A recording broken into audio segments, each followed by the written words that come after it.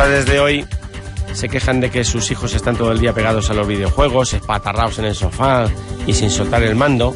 Y es verdad, pero también es verdad que los padres de hoy, los que son padres, los que se quejan hoy, fueron también niños y también tuvieron sus maquinitas.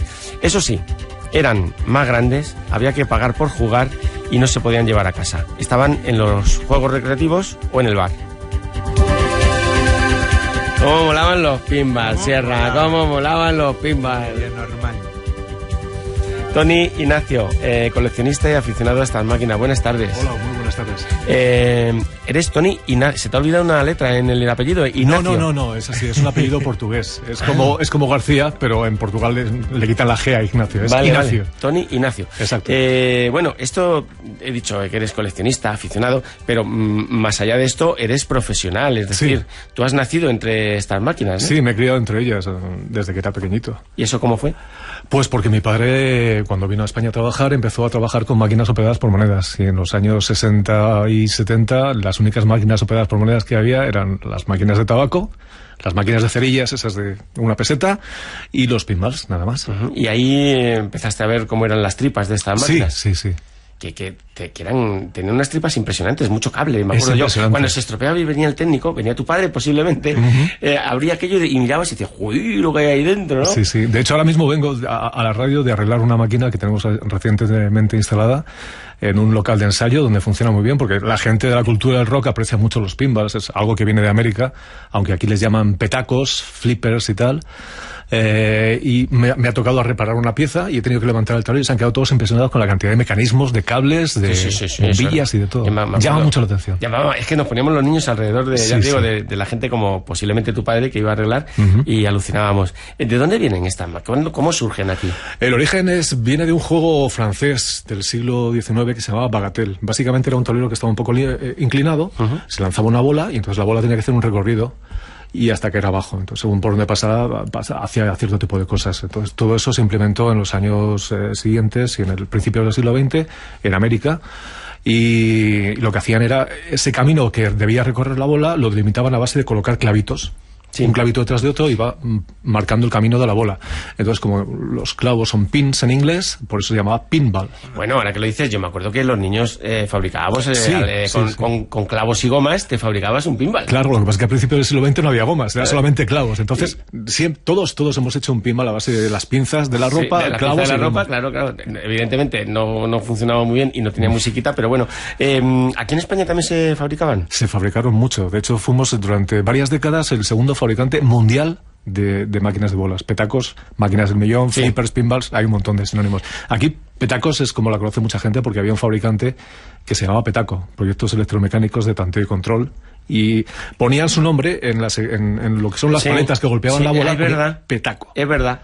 Y entonces mucha gente lo relacionaba por eso y les llamaba petaco.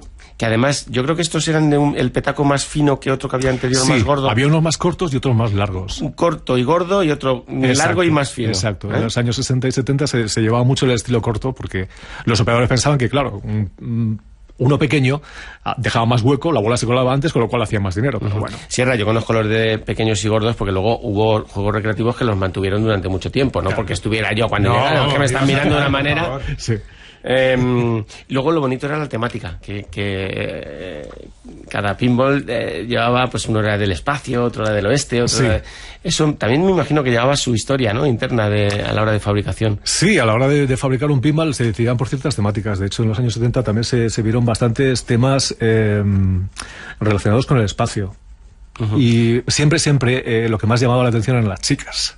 Siempre se buscaba alguna chica bonita y tal que llamara la atención. Porque el pinball es algo que realmente entra por la vista, ¿sabes? Es algo que está pensado y diseñado para capturar color, luz, movimiento y dibujos. Y de hecho hay pinballs que en su diseño parecen prácticamente obras artísticas. Ahora es difícil encontrarlas, pero antes... Es difícil encontrarlas en la calle. Sí, claro. Bueno, luego estáis los coleccionistas, que me imagino que habréis ido reuniendo de una manera o de otra, pero que ahora ya es imposible verlas en la calle. Pero antes era lo que había en los juegos recreativos, es decir, cuando no había ni marcianitos, era el ping-pong, el billar, y luego lo moderno era el pinball. Exactamente.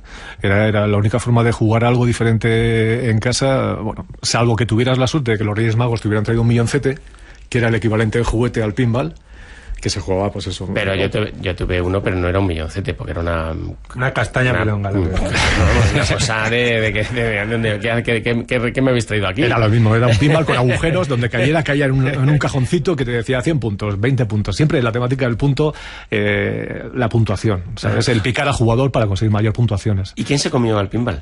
El pinball se lo comieron casi con toda seguridad.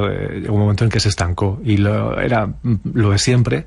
No evolucionó nada durante una época y de repente surgieron los videojuegos. Entonces los videojuegos eran la atracción. Claro, los marcianitos, los primeros marcianitos. Evolucionaron muy rápidamente de pasar al Pong, que básicamente era la pantalla en blanco y negro con dos paletas en las que rebotaba una pelota, a juegos muchísimo más serios que ya enganchaban a la gente. Entonces hubo mucho movimiento, mucho esfuerzo, se vio mucho dinero por parte de fabricantes y operadores, entonces todo el mundo se volcó en aquello y dejó un poco arrinconado el tema del pinball. Pero los pinballs convivieron con los videojuegos durante bastante tiempo. Incluso tuvieron un repunte en un momento dado, porque yo me acuerdo que de repente me empecé a ver, dije, anda, uno por aquí o por allá. Eso sí, eran ya más sofisticados. Sí. Ya era para gente de cierta edad, que yo era un chico, pero ya más mayor. Era mareante, ¿no? Decías, uy, ¿por dónde va la bola? ¿De dónde sale esta bola que yo no conté? Te salían dos bolas de repente, pero bueno, ¿qué es esto? Eso fue un poco la decadencia del pinball como producto fabricado en España. Aquí en España hubo casi 20 fabricantes, o más de 20 fabricantes diferentes, conocidísimos hoy en día. Muchos recuerdan marcas como Maresa, Petaco, Playmatic, Talleres de Llobregat, Inder, Spinball, juegos populares. Todo el mundo fabricaba y había mucha competencia. Había fábricas en Madrid, en Barcelona, en muchos sitios y entonces se movía mucho por la competencia y salían muchísimos modelos. Y hubo una época en la que ya te digo que convivían. Pero justamente cuando decías tú que llegaron los marcianitos, aquello fue un poco más a la baja. Muchos fabricantes dejaron de fabricar y solamente quedaron los gordos. Y llegó un punto en el que se comió toda la industria española de fabricación de pinballs y empezaron a llegar los pinballs fabricados de América. Gente que los fabricaba en Chicago, que básicamente es la cuna del pinball en Estados Unidos, y fabricantes como Bally, Williams, Data East, Sega, Gottlieb empezaron a importarse, porque la fabricación de pinballs en España surgió durante la época del franquismo, que había unas limitaciones comerciales en cuanto a aduanas y este tipo de historias. No se podían importar pinballs, entonces la gente decidió fabricarlos por su cuenta aquí en España. Muchos de ellos imitados, imitando directamente. Copiando. Copiando, exactamente. Maresa copiaba modelos de Goldlieb y hay modelos que son equivalentes como traducidos al español. Vamos, que le cambiaba el color al pantalón de la chica. Pero incluso mejores, con mejor funcionamiento. Oye, ¿y eran cacharros o son cacharros caros? Porque lo que sí que hubo una época cuando se empezaron a quitar, que había gente que se llevó uno a casa. Y por tanto no tendría que ser carísimos, ¿no? No, lo que pasa es que todo esto va con la oferta y la demanda. Cuando algo no lo ven productivo, muchos operadores empezaron a regalarlos, a tirarlos. Se han destruido cientos de miles de pinballs aquí en España, que si los pudiéramos recuperar hoy en día sería, a nivel coleccionista aficionado, serían joyas auténticas. Hay tropecientos mil modelos que se fabricaron en España de los que no queda absolutamente nada. Todos se desguazaron, se quemaron, se sacaron los tornillos, se tiraron por una pendiente, se sacaron las bobinas para conseguir el cobre y vender el cobre, o sea, y de hecho hoy en día puedes ir a algún sitio tipo vertedero y tal y te encuentras algún pinball todavía por ahí destrozado. Gente que los ha tenido en granjas cogiendo, ni se sabe, y algunos coleccionistas españoles últimamente los han sabido recuperar y los han puesto al día. ¿Y ahora ya sí que cuesta un dinerito? Sí, hoy en día sí, por el tema de la oferta y la demanda. ¿Por decir algo? Pues depende, porque hay modelos y modelos. Hay modelos que están muy valorados en función de que han trabajado muy bien. En cuestión de modelos americanos, uno puede funcionar muy bien y dar mucho juego, y otro que a lo mejor está basado en una temática súper chula, muy fashion y tal, a lo mejor el flow, el flujo del juego, el flujo de la bola, porque aquí el juego todo lo da la bola. Vas persiguiendo la bola. Cierto, Sierra, a ti te ha llevado una bola de pinball. Me ha dado una bola de pinball, mírala. Todo gira en torno a la bola, ¿sabes? La bola es... los ingleses y los americanos dicen the ball is wild. La bola es el juego. Es wild, o sea, no sabes lo que va a hacer. O sea, tú, por ejemplo, si jugaras al tenis, podrías jugar contra... Siempre lo digo, va a parecer un poco repetitivo para la gente que me conozca. Tú puedes jugar al tenis con Rafael Nadal y sabes que en 3 raquetazos estás muerto. No tienes ninguna opción. ¿3? Ninguna opción. Ninguna opción. En cambio, tú puedes jugar al pinball con el campeón del mundo, porque hay un campeón del mundo, hay campeonatos mundiales, hay campeonatos europeos. En septiembre del 2012 hicimos aquí en Madrid un campeonato europeo, vino mucha gente de todo el mundo. Desgraciadamente no lo ganó ningún español en el torneo individual. Pero tú puedes jugar contra el campeón del mundo y él puede tener 3 bolas malas y tú tener 3 bolas buenas. Sí, directamente, ¿sabes? No puedes saber. Y muchas veces lo bueno o lo malo que seas al pinball es digamos, la facilidad que tengas de gestionar la mala suerte implícita que tienes cada vez que sueltas la bola. O sea, hay veces que la bola está condenada a colarse y se te llevan Luego los están demonios. los tramposos como este, que lo que hacía era mover la máquina y no le pitaba falta. Ya, pero eso es parte del juego. Claro, claro. A ver, Sierra, es que aquí ya estamos ves que no se puede entrar en cosas personales. Aquí ya entramos en los que sabemos y los que no. Entonces, la falta era muy divertida porque Sí. al menor toque brusco, eso era un péndulo. Es un péndulo, sí. Es un péndulo que si tocaba en algún lateral de un redondel que había, pues falta. Y se anulaba la bola y fuera partida.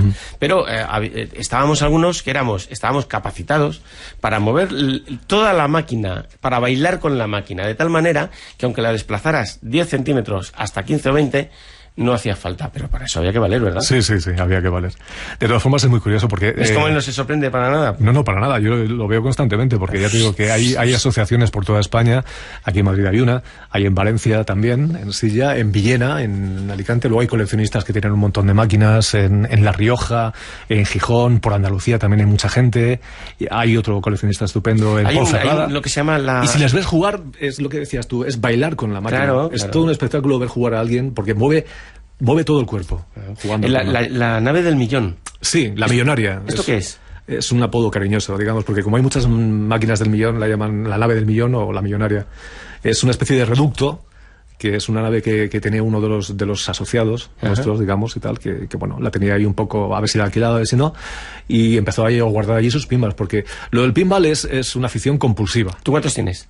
Yo, pero vamos, es diferente. Para mí es diferente porque yo lo veo como trabajo.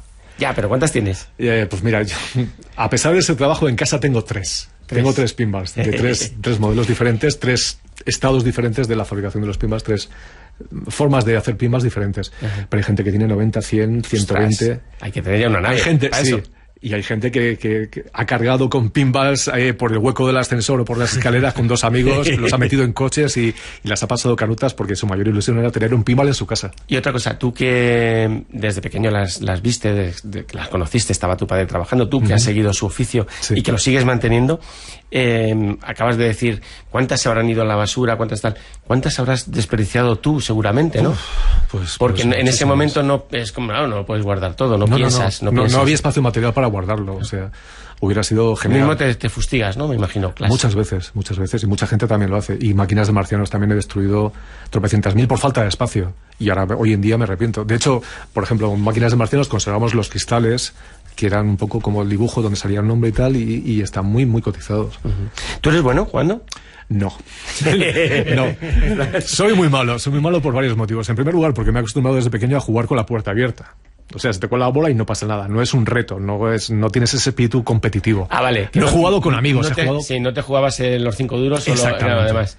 No digo por los 5 duros que se jugaran entre unos y otros, sino que había que echar moneda para ello. Claro. Entonces, claro, tú jugabas con ventaja y perdía la me daba igual si perdía o no, porque me podía poner, le daba el botón y me ponía... partidas ahí. Exactamente. Luego también soy malo, y lo he visto mucho en las reuniones que hacemos últimamente, porque he descubierto... básicamente nos hemos conocido todos a través de Internet. Y en algún momento hemos dado el siguiente paso de decir, bueno, pues a ver si nos vemos las caras. O vente para mi casa, que tengo un problema con la máquina, a ver si me lo puedes solucionar tú, que sé que entiendes ese tipo de temas. Entonces, el siguiente paso era vernos un poco los caretos, las quedadas. Y gracias a Dios, en esta afición, yo siempre puedo decir que he tenido la suerte de dar con gente estupenda, buenísimos amigos, muy, muy buena gente, currantes, gente muy entusiasmada por el tema de los pinballs, que además me han enseñado mucho más de lo que yo pensaba que podía aprender solamente por ser mi oficio, ¿sabes? Gente que realmente son meticulosos a la hora de restaurar un pinball, que coge un petaco, un flipper que está destrozado, lo arreglan, desmontan hasta la última pieza, hasta lo lavan y lo duchan, para conseguir una limpieza absoluta, lo pulen y dejan el tablero prácticamente como nuevo. Incluso modelos antiguos que ya no existían, de esos que tenían marcadores rotativos de 4 contadores. Eso los vi yo también, pero porque ya te digo, había...